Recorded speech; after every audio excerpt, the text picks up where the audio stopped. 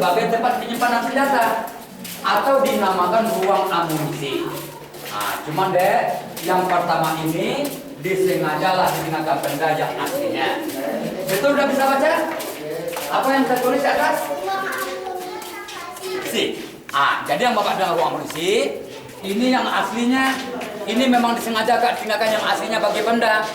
Dulu yang aslinya ruang amunisi ini deh ya, lantainya bukan yang Bapak lihat ini sebenarnya dulu. Bukan yang ini lantai aslinya dulu. Yang di atas kita nih bang, lantai aslinya dulu yang ini. Termasuk langit lubang ini. Ini sebagian sudah dikorek sama benda. Padahal yang aslinya langit lubang ini dulu, yang ini. Jadi berarti tinggi ruang amunisi ini aslinya dulu ya 1 meter. Ini langit lubang di lantainya. Makanya disengaja dengan Kapemda yang aslinya bang ya. Lubang yang satu ini sebagai bukti lah bagi pengunjung.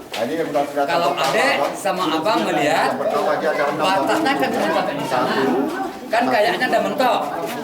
Padahal ada lubang lagi arahnya ke kiri kita ini.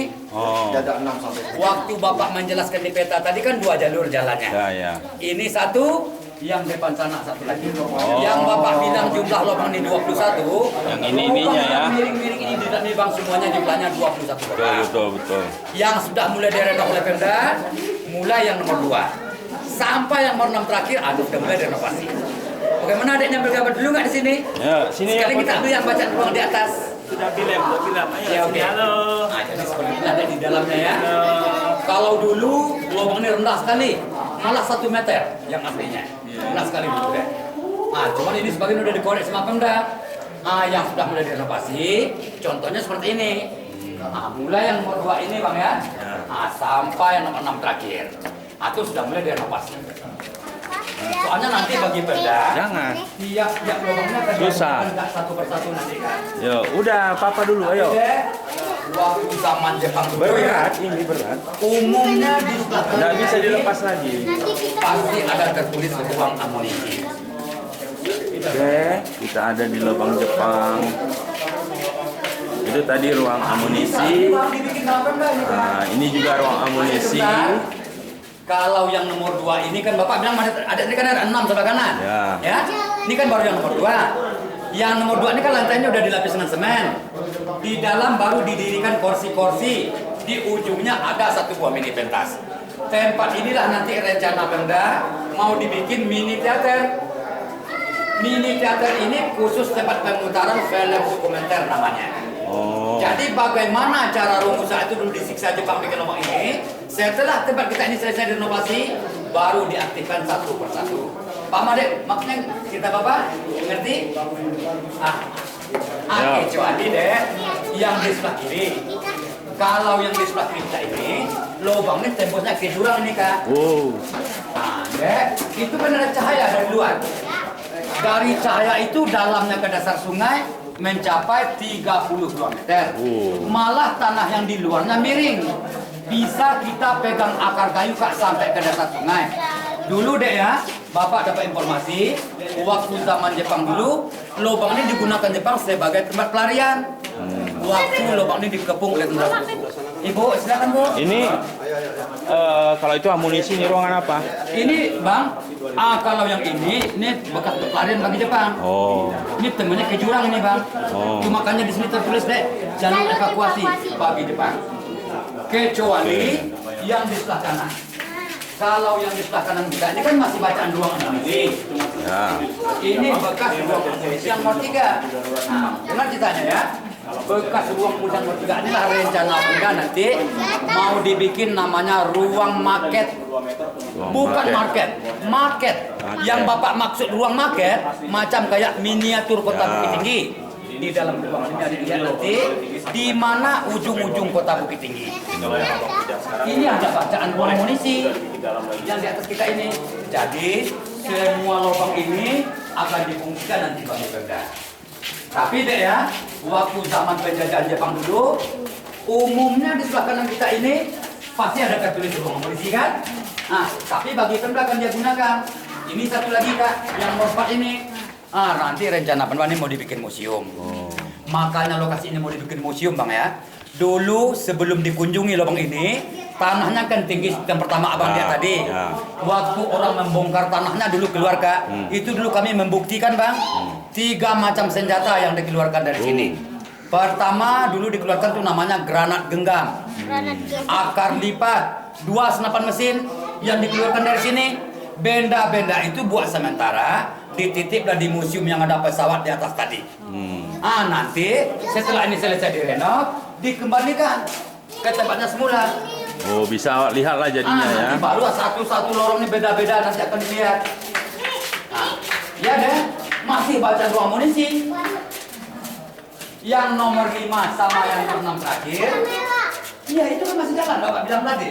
Kan ada Bapak bilang tadi lubangnya sebenarnya bukan mentok, malah masih ada jalan lagi arahnya ke kiri. Bapak bilang tadi ya, itu jalannya. Panjangnya sama dengan ini. Yang nomor 5 sama yang nomor 6 terakhir ini Kak ya. Ini nanti rencana Bangga mau dibikin museum geologi namanya. Jadi maksudnya museum geologi yang 2 lubang ini Kak, khusus tempat ruang penelitian nanti. Misalnya Bang ya, seperti tanah di dalam itu tanah cadas, tanah campur granit, tanah campur garam, lubang yang 2 inilah untuk penelitiannya. Yang Bapak bilang sama Dek tadi, kalau yang namanya ruang amunisi, ini yang terakhir atau yang nomor 6. Baru kita sampai di pusat lubang Jepang atau di pertengahan lubang Jepang yang 2 pusat lubang ini. Ini satu lagi ke Dek ya, kan masih ada lubang satu lagi yang tembus ke jurang di ujung sana. Ini juga lubang kan Bapak jelaskan nanti ini. Tapi sebentar dengar cerita Bapak dulu. Dek, mulai kita dari ujung sana ya, sampai nanti ke sebelah kanan Bapak ini masih terdapat Kak 15 lubang lagi atau 15 kamar-kamar yang miring seperti ini. Dulu Bapak dapat cerita dari saksi mata, waktu zaman Jepang dulu umumnya yang berjejer ini bekas barak militer atau tempat tidur bagi tentara Jepang. Makanya Bapak jelaskan sama adik-adik, sebelum ini dikunjungi dulu Bang ya, Bapak adik kecil-kecil coba Bapak main-main dalam ini dulu. Bapak tahu persis keadaan lubang yang aslinya. Setiap lubang yang miring yang Bapak lihat dulu tempat tidur yang terbuat dari bambu. Jadi Kak, karena hawanya dingin dalam ini, bambu-bambu itulah cepat terjadi pelambakan Kak di dalam ini. Itu memang Kak langsung aja dibuang ke sana dulu yang ada jaya itu. Kecuali bekas-bekas senjata Jepang, termasuk alat-alat rumusah dulu, sampai sekarang benda itu masih ada di museum. Benda itu akan dikembalikan ke awalnya. Oke Bang, kita buktikan penjara sebentar. Nanti ada di dalam ini ada satu buah penjara. Penjara itu bekas tawanan orang tua-tua kita dulu. Nenek kakek dulu pernah dimasukkan ke penjara sama Jepang dulu. Tapi nggak semua, hanya puluhan orang yang dia masukkan. Cuman begini Kak ya. Waktu lubang ini direnovasi, sebenarnya 2 yang diprotes sama Bapak Menteri Wisata dulu kan. Yang pertama dia protes tentang lapisan semen. Makanya dia protes semen ini kan berarti menghilangkan yang aslinya. Yang kedua, rupanya semen ini membahayakan bagi pengunjung. Maksud kami membahayakan bagi pengunjung, sebelum dilapis dengan semen, setiap bukit tinggi musim hujan, itu biasanya hujan itu kan merembes. Betul. Jadi Bang, semennya dilapis dengan semen, positif hujan itu kan menumpuk di atas semen, makin lama makin berat, sebagian ada yang amblas karena hujan sudah mulai menumpuk di atas semen. Yang kedua, yang diprotes dulu Bang ya, ini satu lagi tentang pembikinan kafe. Dulu kan ada rencana apa enggak Bang? 2 lubang yang bikin kafe. Kafe itu banyak itu makanya Bang, banyak orang yang berkata, Pak, itu nggak mungkin lah Pak dalam tanah dia ada ceritanya. Cukup di luar aja Pak, di atas aja. Rencana lah oleh Pemda membuat museum saintifik namanya. Iya, itu lebih bagus. Itu ada hubungannya dengan sejarah. Tapi kalau kafe nggak ada hubungannya dengan sejarah kan. Jangankan Bapak Menteri Wisata juga ya, Bang. Malah pengunjung aja banyak yang menceritakan. Masa ada dan tanah dekat kafe. Adek, coba adek baca yang di atas ini apa yang tertulis? Yang satu lagi di ujungnya? Pintu pelarian. Jadi 2 lubang sebagai pelarian. Oke, ya kita buktikan penjara satunya dulu. Ada satu buah penjara kan Bapak ceritakan sama dia nanti. Inilah Kak akibat lapisan semen Kak yang dia katakan. Oh iya. Inilah akibatnya. Soalnya gini Bang ya, semen ini nggak dikasih penyangga pakai besi kan? Iya. Kecuali dikasih penyangga pakai besi, mungkin ada ketahanan semen. Cuman ini hanya lapisan. Jadi seperti adik-adik tadi, semua dinding lubang ini ada lihat tadi kan udah dilapis dengan semen. Yang aslinya yang ini. Yang arahnya ke bandara. Ini yang aslinya. Ini contohnya. Ini kan masih tanah ini. Inilah yang asli. Di sini ada akan membuktikan tanah lubang Jepang ini kayak kan baru kali ini kakak lihat yang aslinya.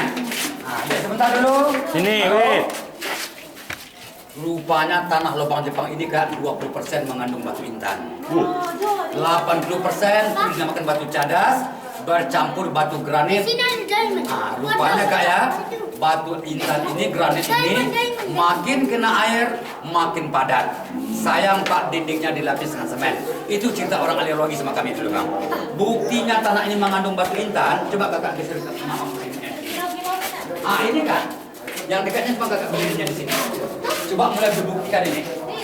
Ada nggak berkaca-kaca begini? Ada. Sampai ke atas kita ini. Tapi maksudnya nggak semua deh, sebagian. Ya. Sebagiannya lagi itu yang dinamakan cadas. Rupanya cadasnya makin kena air, makin padat. Satu lagi bang ya, penjara yang bapak bilang sama adik tadi, di sanalah kakek kita dulu, nenek kita dulu dimasukkan di Jepang. Cuman dulu kak, kami ada informasi dulu ya. Romusa yang dimasukkan di penjara ini bukan semua, hanya puluhan orang. Kalau semua nggak mungkin muat di penjara. Soalnya ceritanya dulu orang yang membuat lubang penjara ribuan banyaknya. Yang dimasukkan ke penjara ini dulu, seandainya ada yang menentang sama Jepang atau ada yang memberontak sama Jepang, orang itu yang dimasukkan ke penjara ini. Ini contohnya penjaranya. Begini pak, kakak kalau melihat kayaknya penjara ini kan kecil. Ya. Kalau sebesar ini pak, penjara ini cuma berapa orang yang muat kan begitu? Paling 20. Sebenarnya ini tumpukan pasir bang. Tumpukan pasir ini, waktu lubang ini habis direnovasi, daripada sisa pasirnya itu bertumpuk di jalanan, buat sementara disatukanlah di sini. Nanti seandainya pasirnya akan dikeluarkan lagi, sebenarnya yang pasti bang, panjang penjara dari Teralik di Gunung lebih kurang panjangnya 46 meter. Panjang. Belok kiri 5 meter. Jadi penjaranya berbentuk letter L. Dan lagi kan, sekarang kakak lihat Teralik kan besi. Padahal yang aslinya dulu bukan besi bang, rotan. Kayu rotan itu dililit sama akar kayu. Di depan adik ini dulu ada pintu kecil, khusus muat buat satu orang. Itu yang aslinya kami lihat dulu. Jadi kak, kalau kita saksi mata, ke dalam inilah orang tua-tua kita dulu dimasukkan oleh Jepang. Sampai di penjara ini, orang ini disiksa, nggak dikasih makan, nggak dikasih minum. Seandainya ada salah satu yang mati kelaparan di sini, baru dapur ini tempat pembuangan bagi Jepang. Di dapurlah kak terdapat 2 buah lubang kecil. Di bawah itu bekas tempat pembuangan. Di atas itu kayak itu ruang pengintai bagi Jepang. Arahnya ke mana saya? Yang di bawah bekas tempat pembuangan. Itu namanya ke sungai itu kan. Yang di atas juga ruang pengintai bagi Jepang. Arahnya ke Malaysiano namanya. Itu makanya dek dari sana lah orang-orang kampung ini sama Jepang. Kan ada satu pintu pengintai bagi Jepang.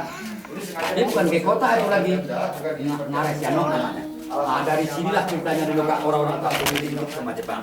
Seandainya ada orang kampung yang dicurigai sama Jepang, baru dia tangkap di pintu penyergapan. Tapi dari sini ya intip dulu. Kalau yang di bawah itu bekas tempat pembuangan mayat dari Jepang. Lubang itu kan kayaknya kecil kakak lihat. Lewat 2 meter kita udah bisa berjalan seperti biasa di dalam bang. Kami udah pernah masuk ke dalam kak ya. Kami berjalan biasa, cuman ruangnya sempit, 1 meter cuman lebarnya, panjang ke ujung 17 meter, baru sungai. Ke sungai itu ceritanya dia buang mayat orang tadi. Baru diantar oleh sungai Malaysiano kan. Orang kan banyak bilang dapur ini kayak. Bagi Jepang banyak dapur penipuan rupanya kan. Rupanya ini ruang penyiksaan pada di Jepang. Banyak ini bercak-bercak darah kan. Banyak pemimpin yang trauma. Banyak. Maka itu dibuka. Kan nggak dingin aromanya itu. Jadi begini adek, bapak sebenarnya sama adik dari tadi, makanya bapak sering cerita tentang saksi mata ya. Dulu pernah ceritanya orang kampung ini ditangkap oleh Jepang sebanyak 6 pedati. Adik-adik paham nggak pedati? Pedati itu kalau kebudayaan orang Minang, itu ada gerobak yang ditarik sama kerbau di pundaknya dulu. kendaraan orang Minang ini awalnya itulah dulunya. Gerobak yang kita sebut.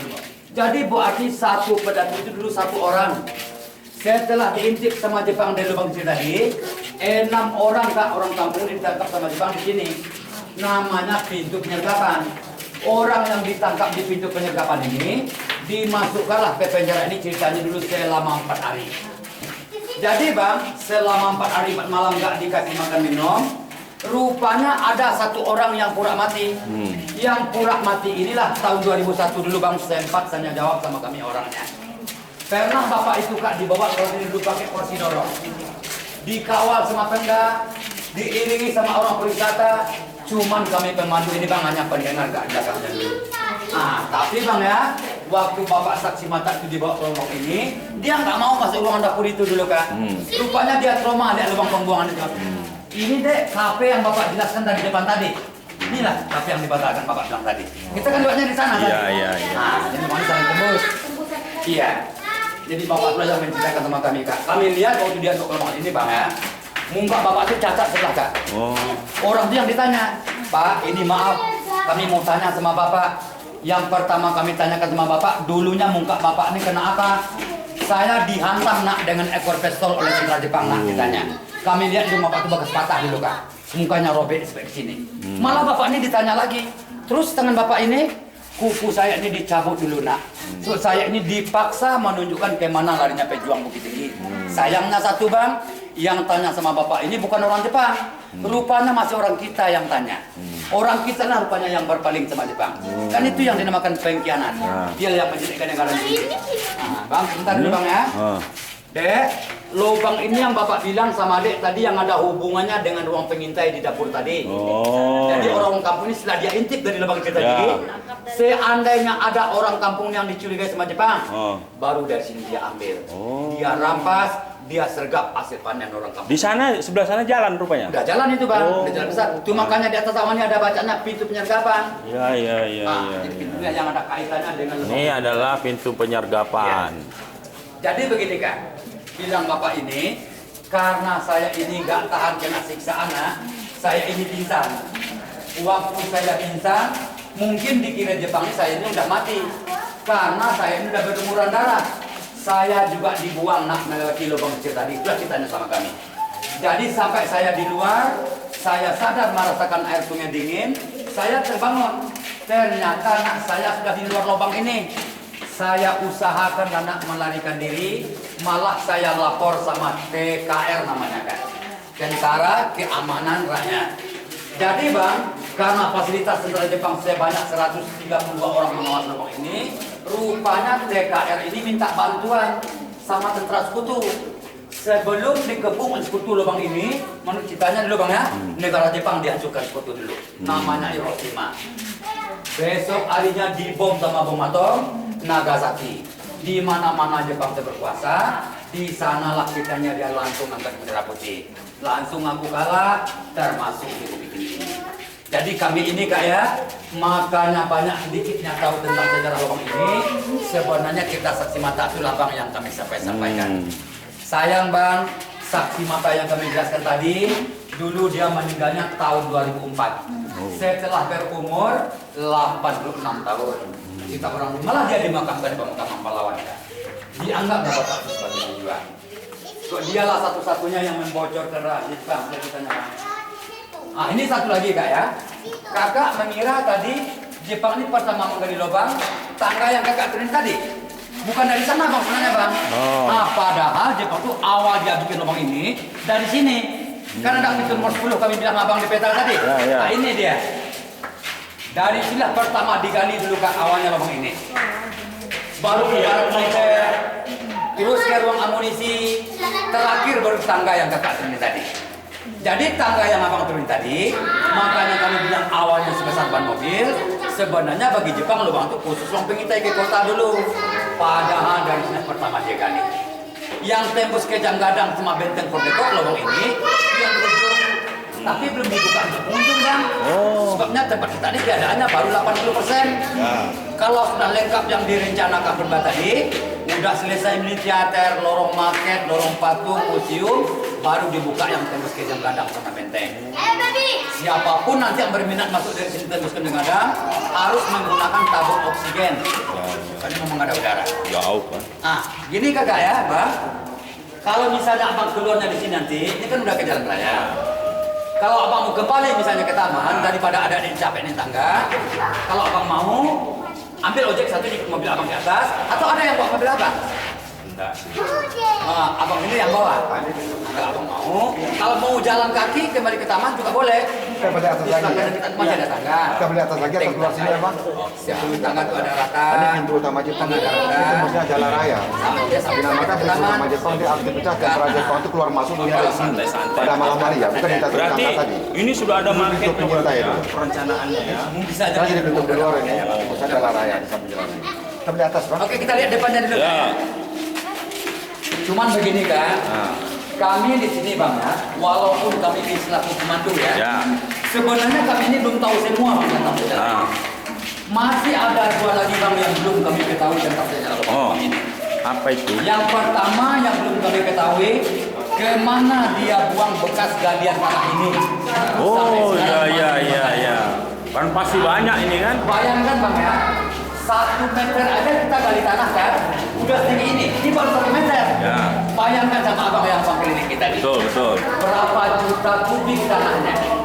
Seandainya dia tumpuk di pintu utama ini, mungkin bisa terjadi gunung kecil kali Bang. Betul. Padahal gak sedikit pun gak ada tanda-tandanya. Yang kedua, yang belum kami mengetahui berapa jumlah romusa yang mati. Sebab dulu kami dapat informasi, setiap yang mati, orangnya ceritanya kan dibuang ke sungai. Ya. Setiap yang mati dibuang ke sungai. Jadi kami ini nggak tahu pasti Bang berapa jumlahnya. Kecuali dia gali lubang, dia tumpuk ke dalam lubang, lambat laun mungkin bisa kita minta tulang-tulang. Dua Bang kami yang belum tahu tentang sejarah Bang ini. Ya. Kami pernah dengar informasi orang tua dulu Bang ya. Rupanya sebelum Jepang berkuasa di Bukit Tinggi, jalan yang di luar sana itu sudah ada. Kalau ceritanya jalan itu kan buatan orang Belanda dulu. Ya. Kalau Belanda kita kan kelahiran Bang ratusan tahun. Jepang cuma 3 tahun. Ya. Tapi orang yang pernah merasakan dijajah Jepang cerita sama kami dulu biarlah Belanda itu ratusan tahun daripada Jepang 3 tahun. Itu ceritanya sama kami. Untung kamu lahir nggak waktu zaman Jepang ceritanya. Sempat kamu lahir waktu zaman Jepang, mungkin kamu nggak kembali ke alamat kamu. Itu cerita orang tua saya sama saya bilang. Kita yang ke zaman Jepang lah sama orang tua saya. Yang arah tembok Cina, arahnya ke kiri. Adek, jangan ke jalan dulu ya. Tunggu.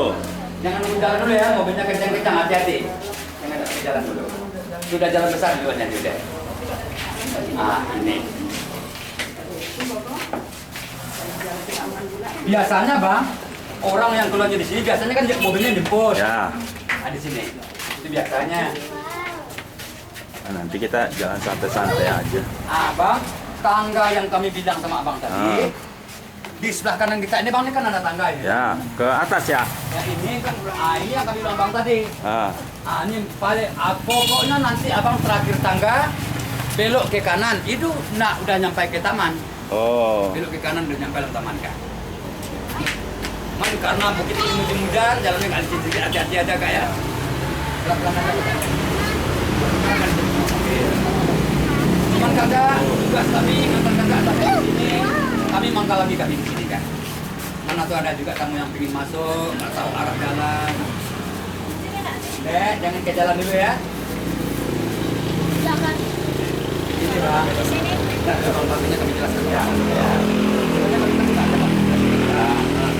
Kalau kami mau masuk ini satu kesehatan, memang ya. Itu batasnya kan 80. Oh, Kalau abang mana asal dengan asisten tergantung dari itu kami sayangkan karena orang ramai sekali kan. Tadi kan kami jelaskan dulu siapanya. Tahu kan. Maaf Bang ya. Telepon. Berapa hari Kak Bukit Tinggi Kak? Baru nyampe. Ya Bang, maaf Bang ya. Oke, kasih Bang ya. Kami ngantar sampai di sini. Oke. Mohon maaf ya. Ya. Bang, pelan aja Bang nanti naik di sini. Santai. Kalian mau lihat yang batang. Iya, kalau Marjano yang ini lembah ini. Tapi bagusnya lihat Marjano dari menara pandang nanti. Oh, di atas Baru lagi ya. kelihatan lembah ini semua. Kalau dari atas. turun mau Ya. Iya. Nanti kan ada perempatan. Nanti abang terus ada perempatan belok ke kiri. Nah, ini kan ini yang nama jalurnya. Tapi bagusnya pasti mobil kan. Soalnya di sini kan masih banyak lagi pasar di bawah. Ada rumah pohon, ada tembok Cina, ada kebun, banyak lagi. Kita pakai mobil abang ke bawah nanti.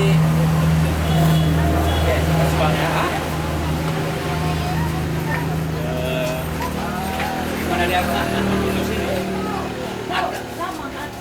Kalau abang ikut mobil, kan belum foto di atas. bagusnya begini. Kalau abang mau kembali ke taman, di sini aja abang naik nanti.